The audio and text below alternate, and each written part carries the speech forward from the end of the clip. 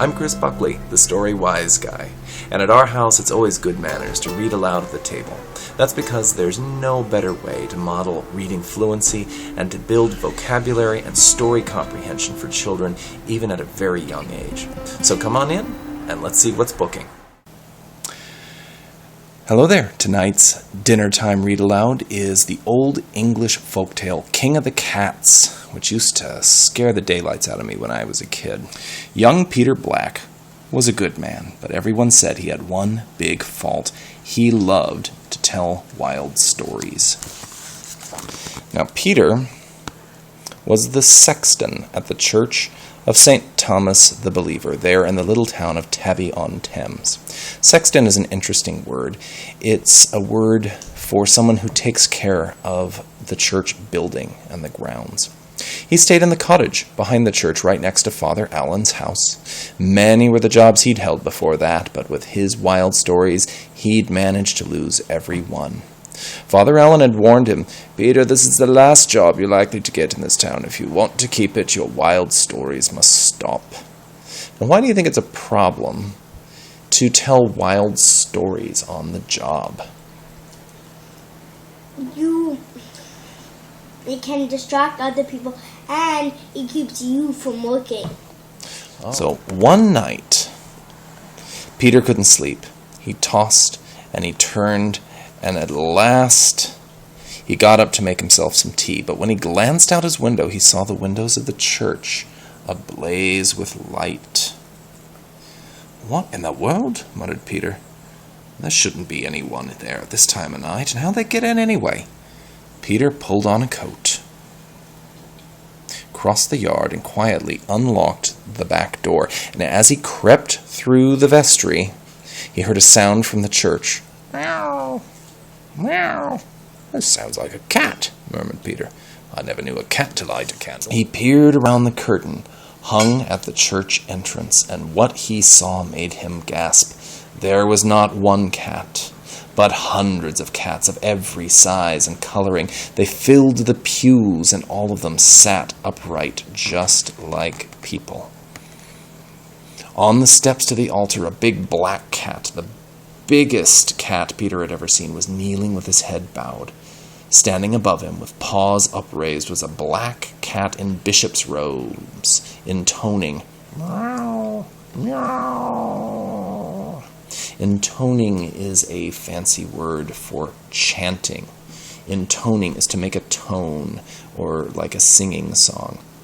An altar kitten approached with a velvet pillow on which lay a small golden crown.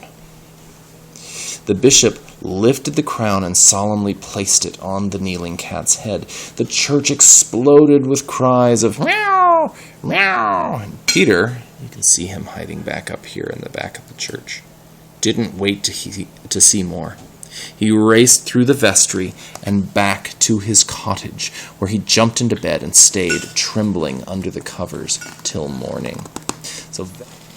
Bright and early, Peter was over to see Father Allen. The priest was reading in the conservatory, his black cat Tom curled up on his lap. "Good morning, Peter," said the priest. "What brings you here so early?" "Father Allen, I came to tell you about something terribly weird in the church last night. I saw these lights and I went over to check and I heard a meow." "Meow," said the priest's cat Tom. "Yes, just like that," said Peter. "And when I looked, there were hundreds of cats in the church, and there was this one big black cat, and he was kneeling in front, and their bishop was crowning him." Oh dear. What do you think the priest is going to say to this story? I don't believe it, because he tells too much wild stories. Like the little boy who cried wolf, he's just going to think this is one more crazy story. Well, would you believe it if somebody told you a story like that? Not if they told wild stories. Yeah, a lot. It doesn't make it easy to believe them. Father Allen was looking at him sternly. Sternly means very seriously. "Peter, do you remember what I told you about wild stories?" "Of course I do, Father." "Then let's have no more of this, all right?" "But, Father..." "Listen, Peter, I have an errand for you. Will you walk over to Brambleton today and deliver a message to Father Rowan?" Peter would, and Peter did. But he didn't get to it till late afternoon, and by the time he started home, it was already dusk. He decided to take a shortcut cross-country. Dusk is the time of day, right when the sun has gone down, but before it's completely dark. It's that kind of twilight time of this night when the sky is getting gray, but the stars aren't out yet. Well, he was halfway through the meadow and up to a stand of trees when he heard a commotion, and from beyond the meadow came the barking of a dog and a chorus of meow, meow. "Oh, is it those cats again?" said Peter in alarm, ducking behind a tree. An Irish setter raced into the meadow, barking for all it was worth, and right behind were a dozen cats with bows and arrows riding on the backs of bridled foxes.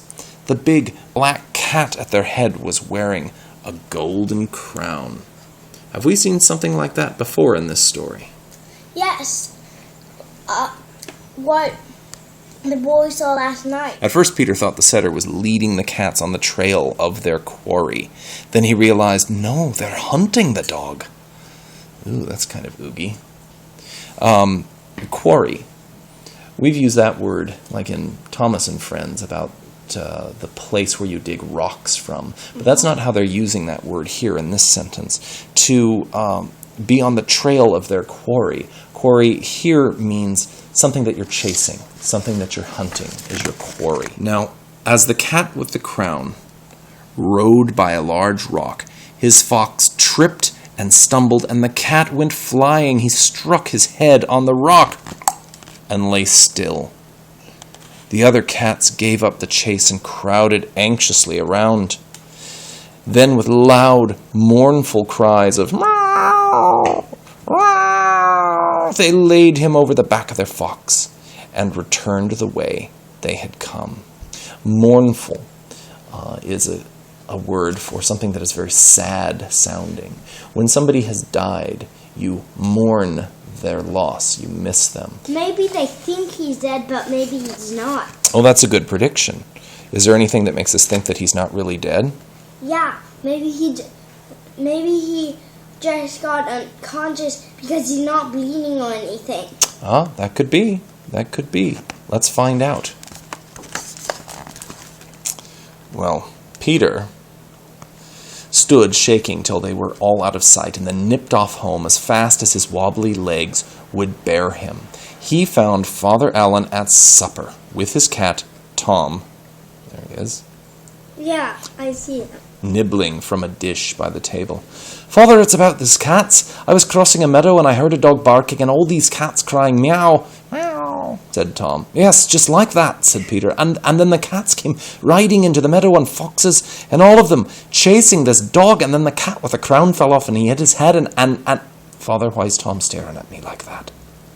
Father Allen put down his fork. Because Tom, I think, is the king. Ooh, so you've made a prediction, especially if you're right that the king isn't dead. Maybe he spends his days being the priest's cat, but he's actually the king of the cats at night? Let's find out. Father Allen put down his fork.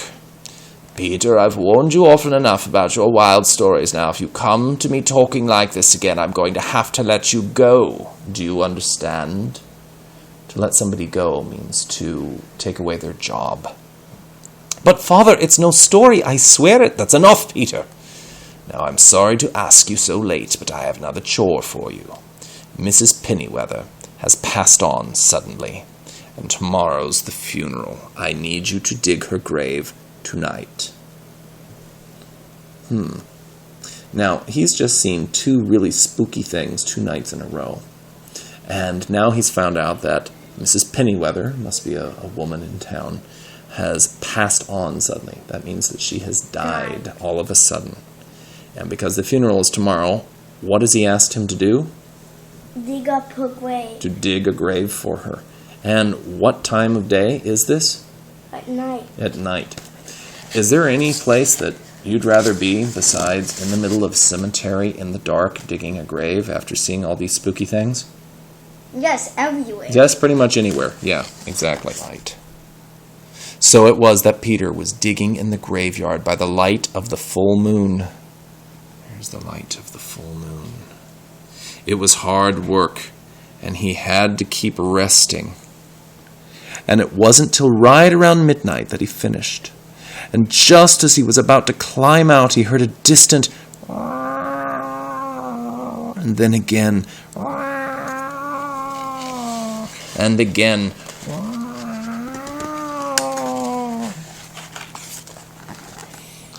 "Oh, it's the cats," declared Peter, and he scrunched down in the grave and then carefully peered over the edge.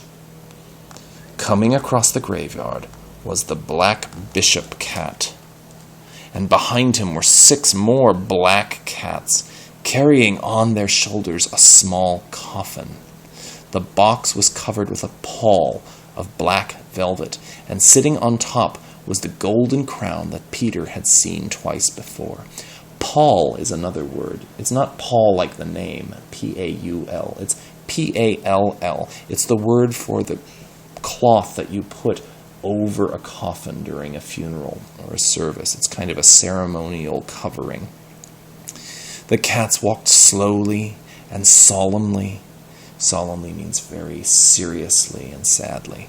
And at every third step, they cried, "Wow." Their path went right by the grave where Peter hid, and when they were but a few feet away, the bishop held up a paw for a halt, and then he turned and stared straight at Peter and spoke.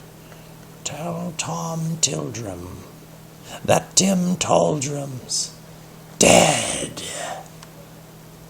And then he lowered his paw, and the cats walked on, and at every third step cried, "Wow!"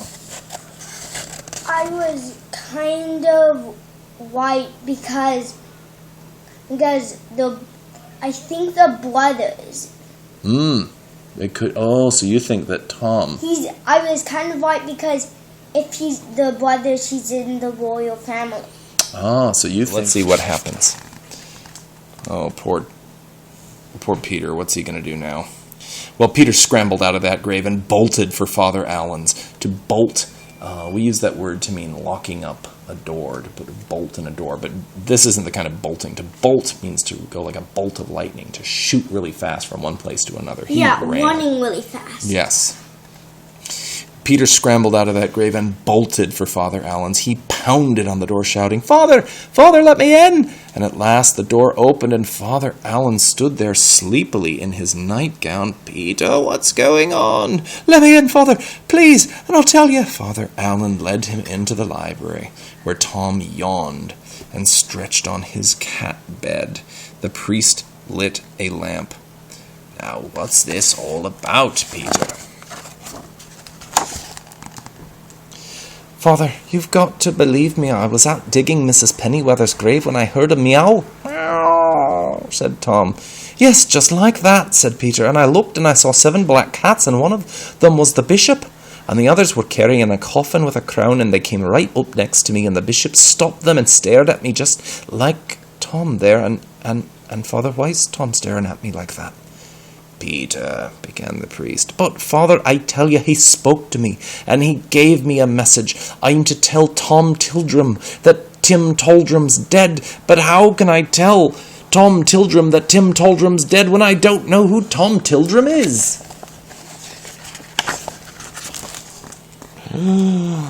"Peter, this is the last straw. I've warned you again and again." "Father, look at Tom. Look at Tom." Tom was swaying, and Tom was swelling, and Tom was standing on his 2 hind legs, and then Tom spoke.